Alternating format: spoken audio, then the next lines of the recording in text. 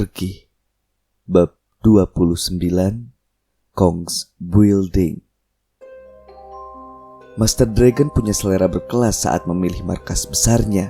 Sama seperti Otets, Master Dragon tidak memilih gedung mewah puluhan lantai atau istana megah ratusan hektar.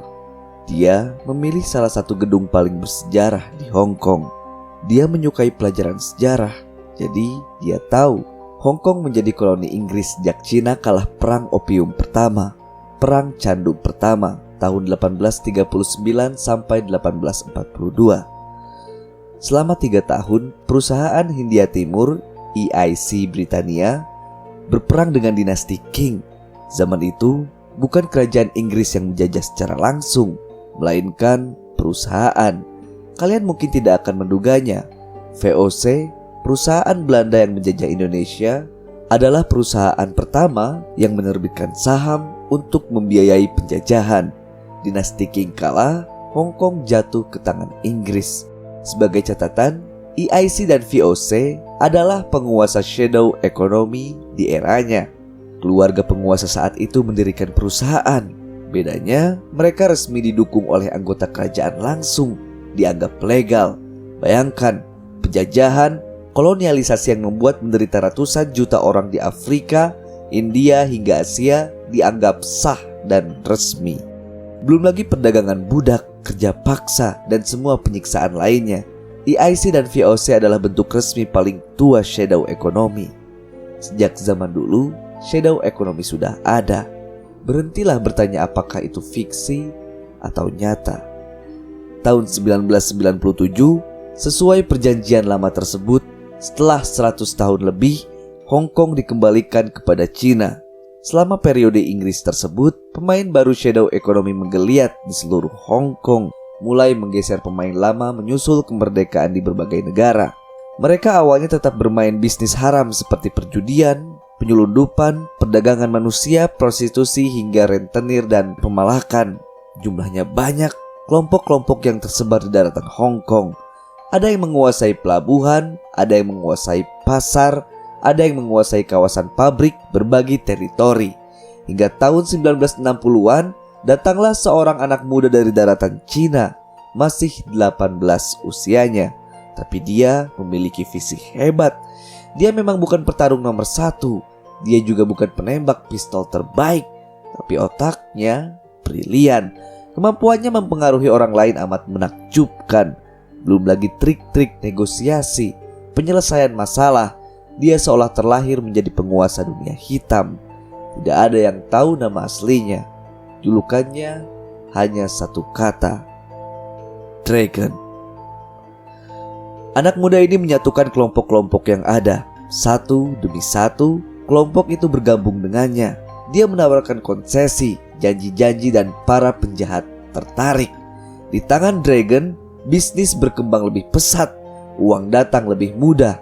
Awalnya hanya 2 kelompok, sebulan berlalu menjadi 10, setahun berlalu menjadi 50. Persis di akhir tahun ketiga, Dragon genap berhasil menyatukan 10 kawasan Hong Kong. Itu tidak selalu mulus karena dipenuhi dengan peperangan antar kelompok. Dan sekali lagi, dia menunjukkan bakat hebatnya.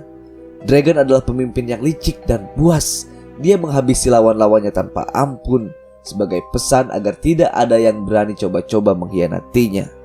20 tahun berlalu, anak muda itu telah berubah menjadi penguasa tunggal shadow economy di Hong Kong. Lupakan tentang EIC, VOC, dan sebagainya.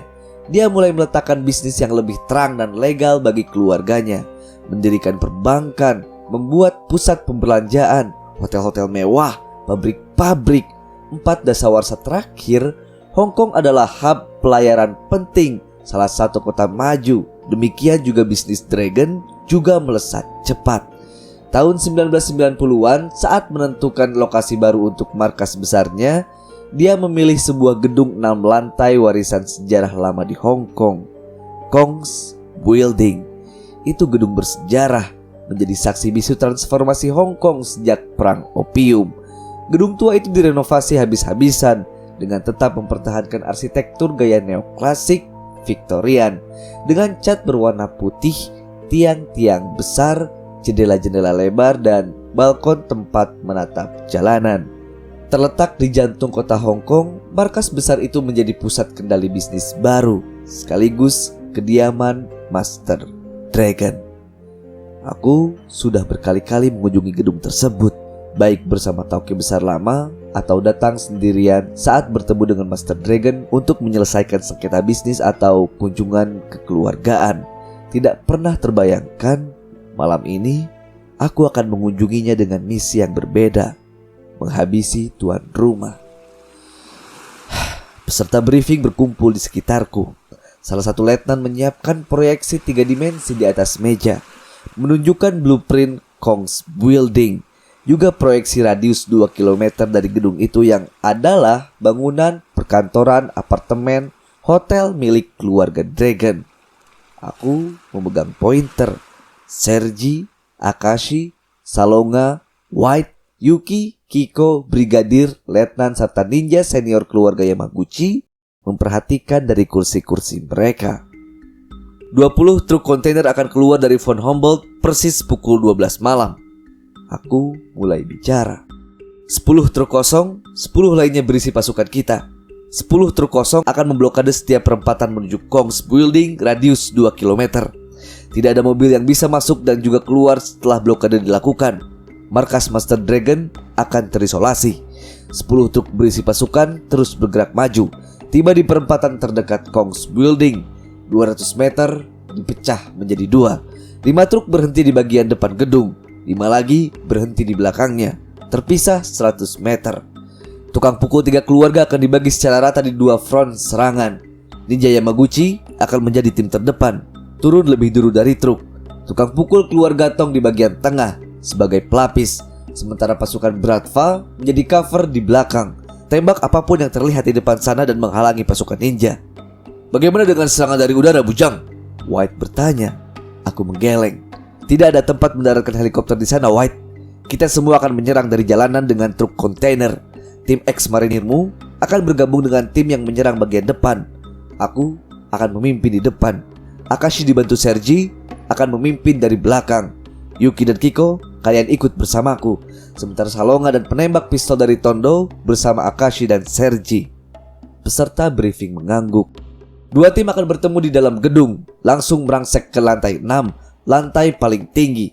Master Dragon tinggal di sana. Dia suka menghabiskan waktu sendirian di aula besar lantai 6 dengan patung-patung naga raksasa di sekitarnya, melakukan meditasi hingga tengah malam. Atau jika tidak bermeditasi dan kabar sakitnya benar, boleh jadi orang tua itu dirawat di sana. Tidak ada ampun, apapun yang menghalangi kalian di setiap lantai, habisi. Hingga kita bertemu di lantai 6 di kediaman Master Dragon. Peserta briefing mengangguk mantap. Kita jelas akan diuntungkan dengan efek kejut. Tukang pukul Master Dragon tidak tahu jika kita telah tiba di halaman markasnya. Semoga serangan ini berhasil. Aku menatap sekitar. Wajah-wajah bersemangat. 1-2 letnanku mengepalkan tinju, juga Brigadir Bratva. Apakah ada pertanyaan? Sergi menggeleng. Juga Akashi. Rencana serangan itu sangat sederhana untuk gagal. Tidak perlu lagi detail lain. Hasil peperangan di Meksiko, Beijing, dan Taiwan membuat pasukan ini sangat percaya diri. Karena tidak ada pertanyaan, briefing telah tuntas. Kami siap berperang. Apakah pasukan Bratva sudah siap? Siap, si babi hutan. Ninja Yamaguchi? Siap, Bujang San. Baik, kita berangkat sekarang juga menyerbu Kong's Building. Aku berseru, memberi perintah. Ayai Bujang! White menjawab, pronto toke besar. Letnanku balas berseru, segera balik kanan dengan tangkas. Laksanakan si babi hutan. Sergi berdiri mengangguk, diikuti oleh brigadirnya. Siap, Bujang San. Akashi juga berdiri, diikuti oleh ninja senior keluarga Yamaguchi. Aroma peperangan tercium pekat di langit-langit Von Humboldt. 800 tukang pukul 3 keluarga ditambah pasukan berpistol dari Tondo serta ex-marinir yang dipimpin White segera berlarian menuju kontainer masing-masing. Kapten Phillips di ruang kemudinya menyalakan sirine kencang, pertanda kapal akan segera berlayar. Kru von Humboldt juga berlarian gesit menuju pos masing-masing. Jangkar diangkat. Aku berdiri menyaksikan kesibukan. Apapun yang terjadi malam ini, semoga itu yang terbaik bagi kita semua. Salonga berkata datar. Dia berdiri di sampingku. Aku mengangguk. Apapun yang terjadi, semoga itu yang terbaik. Sampai ketemu di lantai 6, bujang. Salonga menepuk bahuku. Aku balas mengangguk sekali lagi. Selamat bertemu di lantai 6 Kongs Building.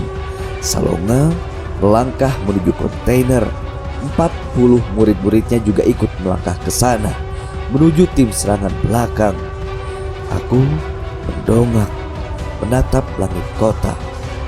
5 menit, von Humboldt mulai beringsut meninggalkan pelabuhan Makau. 2 jam lagi, persis merapat di pelabuhan Hong Kong. 20 kontainer akan diturunkan. Serangan dimulai.